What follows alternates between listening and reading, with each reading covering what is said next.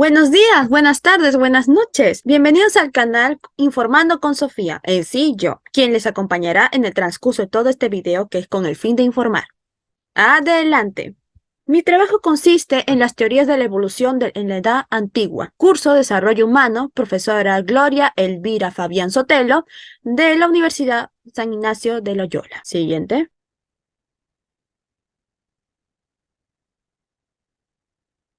Comenzaremos hablando de Anaximandro. Anaximandro de Mileto. ¿Por qué tiene este nombre? Válgame la redundancia, nació en Mileto, que es la actual Turquía que conocemos hoy en día. Vivió entre los años 610 hasta los 545 a.C.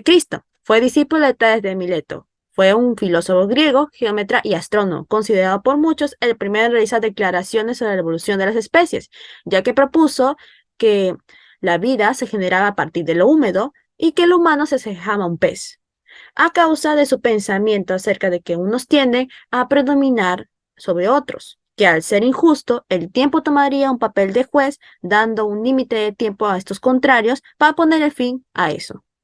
En sí, pienso de la idea de la adaptación a los medios ambientales de las especies. Un hombre muy adelantado a su época si nos fijamos bien. Siguiente, Aristóteles.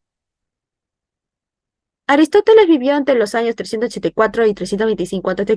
Fue uno de los más grandes filósofos de la antigua Grecia, pero también considerado como el fundador o padre de la biología, por ser el primero en realizar estudios con un método científico a los seres vivos, creando una escala natural, clasificándose en esta con ayuda de uno de sus discípulos, Teofrasto, quien clasificó a las plantas, que en términos generales iniciaba con la materia inerte, los insectos, los cuadrúpedos ovíparos, los vivíparos y al final poniendo al hombre en la cima, por considerado como la cumbre de la creación. La parte que se encargó, que fue en el reino animal, la clasificó por sanguíneos y no sanguíneos, influyendo más adelante en la clasificación de Jean-Baptiste Lamarck.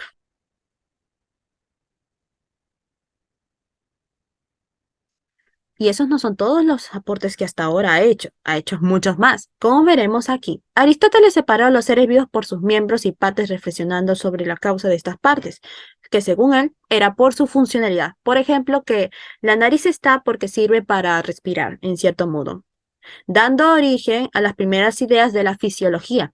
Él afirmaba que todo ser viene de la vida, no solo a partir del emparejamiento de animales, sino también de la descomposición de la tierra y del estiércol, diciendo de cierto modo que podríamos haber venido del estiércol, lo cual hace referencia a su versión idealista de la teoría de la generación espontánea, que en vez de que la vida pudiera surgir, por ejemplo, del lodo, materia sin vida, bajo el calor del sol, que era la fuerza natural, como decían los filósofos anteriores a él, surgiría por el rocío, el sudor o la humedad, gracias a la fuerza vital o el soplo divino que él llamó entelequia, ya sea de materia orgánica o inorgánica. En ese entonces, la teoría era abolida por la observación directa de los procesos naturales. Ejemplo, se podía observar cómo de la carne en descomposición después de 21 días de estar expuesto al ambiente, nacían moscas.